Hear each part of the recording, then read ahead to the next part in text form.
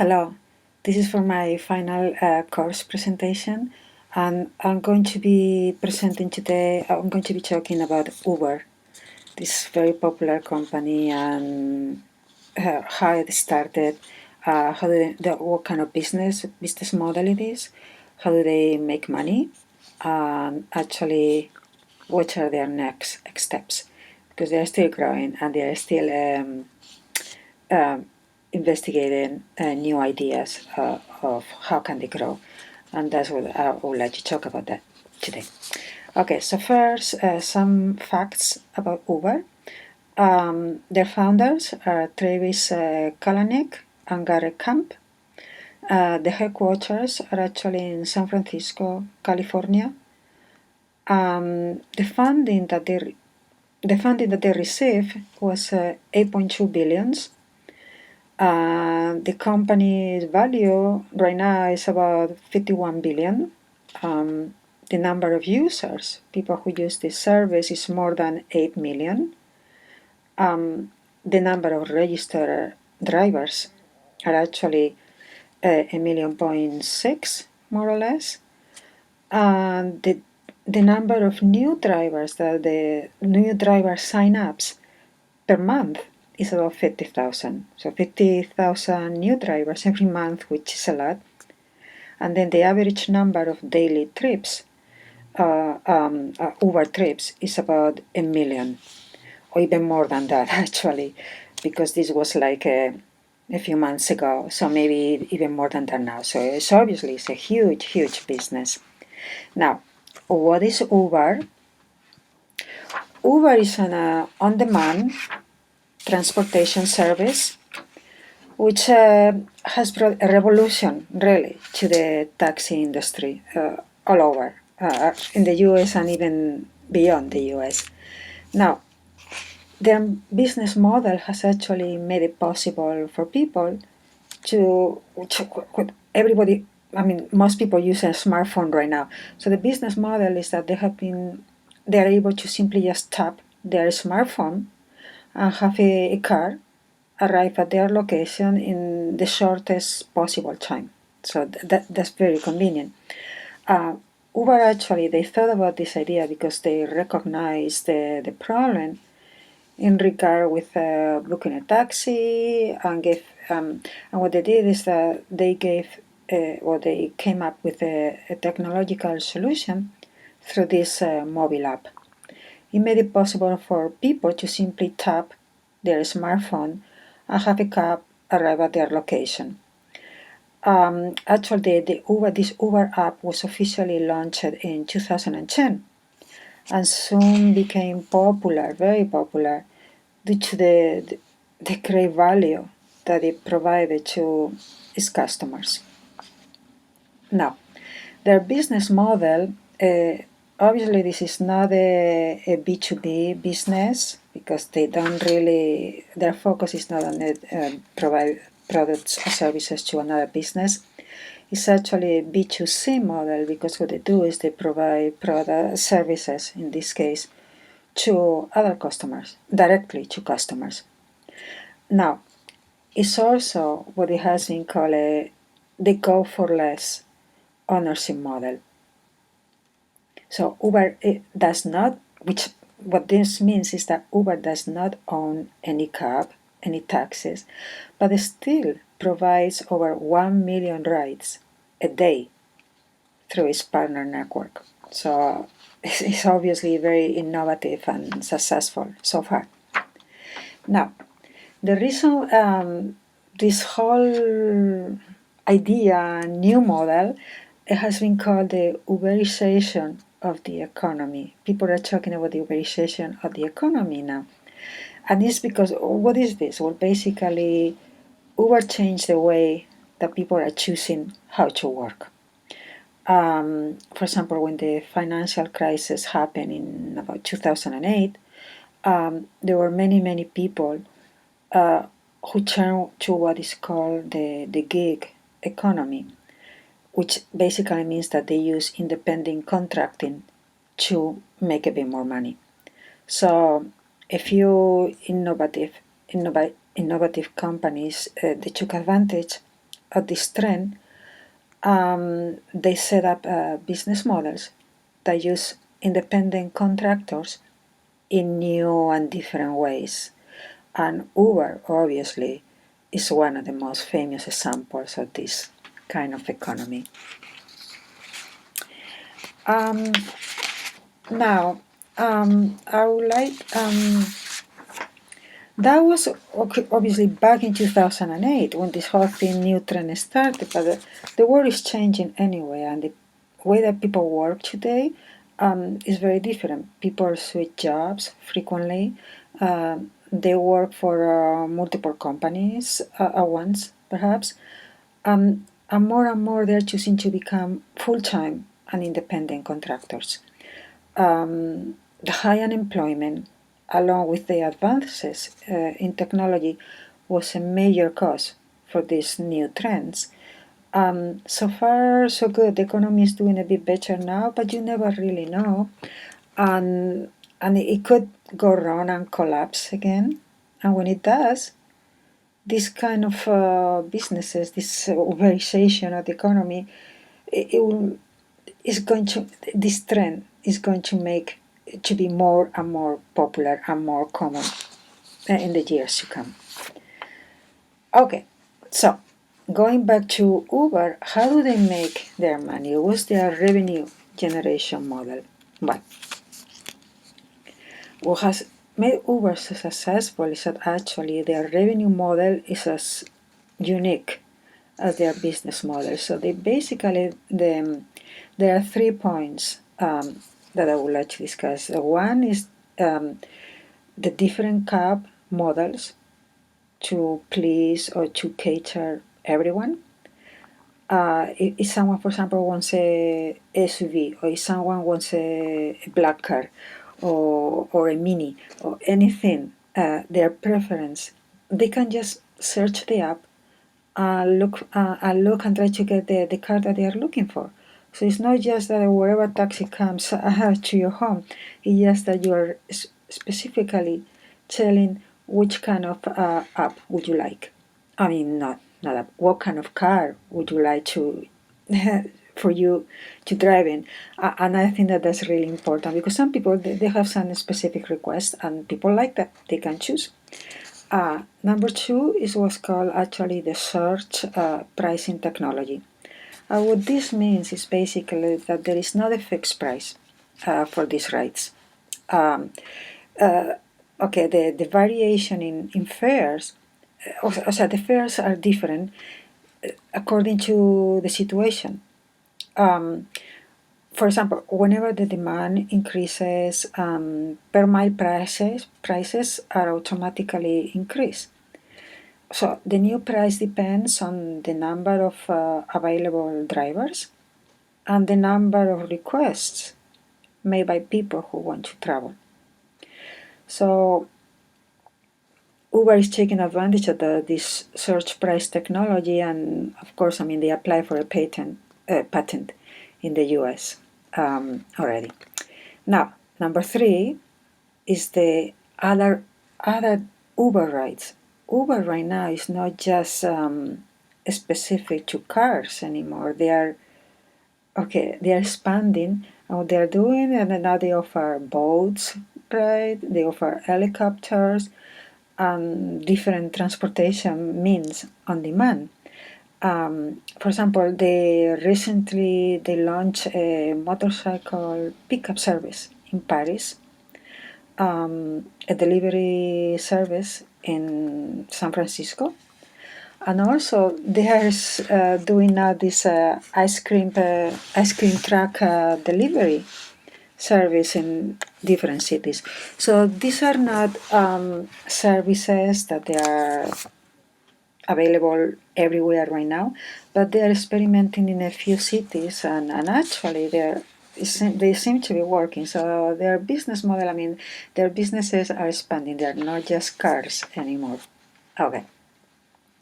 So with all this success and everything, Uber is actually thinking their business, or they're thinking about the next steps. What's the next steps? Well, the next step, they're actually talking about, they're getting involved in the driverless cars, automated cars. And why? Why? Because, for example, even all this hype and all this success, actually, they lost money. In the first half of this year, Uber lost a 1.2, almost a 1.3 billion dollars, and it was mostly due to the payments that they had to make to the drivers. Okay, that was a big loss for Uber. So one of the one of the things that the solutions that they were thinking, of course, that they didn't have to pay these drivers. So what's the solution? They didn't have to pay them; they wouldn't lose that much money. So what was the obvious solution? I mean, they wanted to get into the automated cars, driverless cars. So the one danger is that, of course, they are not the first ones in the market, and there could be competition, and someone could beat them. But so far, so good, and they are starting to focus on this new business idea. So, okay, one of the things that they have to look at, who are their competitors? Well, most car makers, really, they know that the driverless cars are coming. So apart from Tesla Motors, obviously, any major car maker like Audi or Mercedes, Volvo, General Motors, they're testing the waters on this new driverless car. And also a few big tech companies like Google and even Apple, they are also testing self-driving cars. Now, for the most part, Tesla cars drive them under many circumstances, mostly on highways. They have been tested mostly on highways, and they're still there are some cars there, obviously, but they're still in the testing phase. There are many things to do, and nothing is done yet, so they are not 100% ready. Now, on the other hand, Uber is actually testing them in the city, which is a totally different scenario. They actually chose Pittsburgh in Philadelphia. But despite of this huge competition, it seems that some experts think that actually Uber might have the best opportunity to commercialize the technology quickly. Unlike Ford or even General Motors, it can limit the automation to the routes that they think that the driverless cars can handle at first. And also, in contrast to Google or to Apple, for example, they already have they already have a vast network of taxis that it can make gradually more automated over time. So they have kind of an edge there. So they seem to be doing okay. So the optimism, especially by their executives, seems to have some grounds. Their executives are obviously they see the upsides with no drivers to split revenues with. Well, then Uber could turn a profit. These automated cars could become so cheap and easy to use that actually, especially in their environment, which is the city, more suburban places, it would make, well, especially in the city, it would make not too much sense for people maybe to own their own car. So Uber will have huge business there. Now, they're already, this automated driver could revolutionize the transportation system. Uber, as I mentioned, they're already experimenting with food delivery in some cities. And also recently they bought Otto. Otto is a startup that is basically focused on developing automated trucks, for long distance trucks. So they're tapping into everything right now that could make sense for them, business-wise, money-wise. So that is important. So, and also, as many experts said, I mean, even though they are not ready 100%, the automated cars, that's the new technology, and it's probably going to be one of the most important things that computers are going to be dealing with probably in the next 10 years, for sure. So the upsides are obvious, they're obvious, they're very strong, but there could be some downsides. Mainly is Uber moving too quickly. I mean, they created their technology center to develop or to create these driverless cars in February of 2015. So it has barely been a year and a half, maybe around 2 years. That's very, very fast.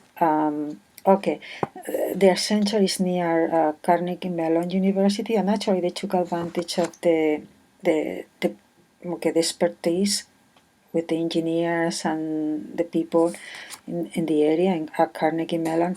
But still, I mean, over a year or barely 2 years, that's a very, very quick process. People have some reservations with that. Is the technology really ready? So the downside, some other downsides, of course, is the technology. As I said, the hardware and the software have certainly advanced in recent years, and self-driving cars will arrive. But there are some concerns, practical concerns. For example, what if the browser, the technology, something goes wrong? What if the browser or the computer crashes? The car could take the wrong command, and that could have very bad consequences. Also, so far, I mean, there are not that many driverless cars, so a few cars might be okay. But what about when you have many, many of these cars and maybe the sensors or the laser scanners or other technology starts interfering with each other? That could cause problems. And then also, one of the very hot topics right now is hacking.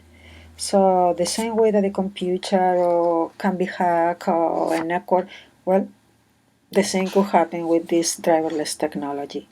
If some of these computers or technology were to be hacked, that would be a huge problem. So in order to mitigate this a bit, Uber has added experts on car computer security to their team. But still, there's still a risk. But they seem to they acknowledge the problem, and at least they're working on it, which I think is very nice. So there are just to conclude, a few things to consider. Obviously, great progress is needed to get computers to understand the world more like a human, more intelligently. It's never going to be like a human, because people see something, a situation, they can think about it, and then they take action accordingly. But an automated car is programmed just to do certain things under certain circumstances or scenarios. So the technology at this car shows where objects are, for example, but there is no understanding of what those things really are or what they might do. Let's say, that there is an object on the road, well, even a small animal, you don't know how the animal is going to react. So there's just unexpected situations that, the computer cannot really understand or just respond accordingly. Now, also, Uber makes most of its money in urban and suburban locations, as I have said already, but the majority of the driverless cars so far has been tested in highways. So, and it seems that more unexpected situations happen in the cities and maybe in a suburban location.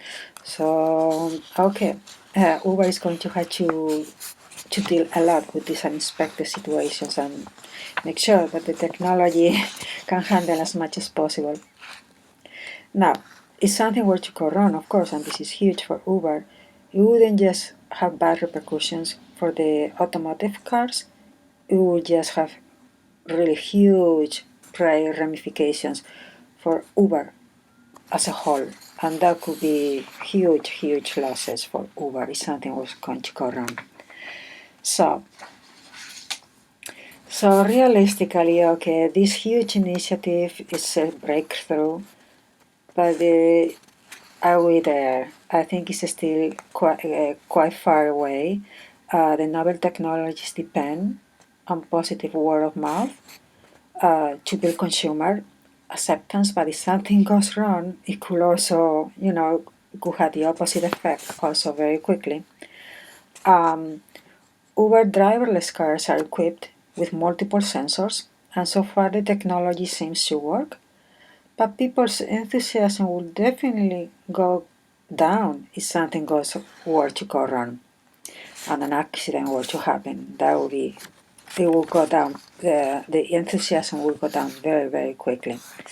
So driverless cars are arriving. Self-driving cars could be what Uber needs to survive, not to lose so much money.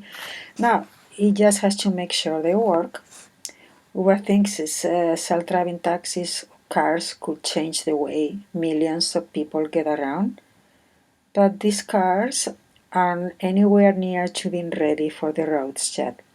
So whatever the hype, Uber should take its time, further test the technology, and of course test is fleet the number of cars in a variety of scenarios. But so far, I really think that is a good direction for Uber, and we'll see what happens. But good try.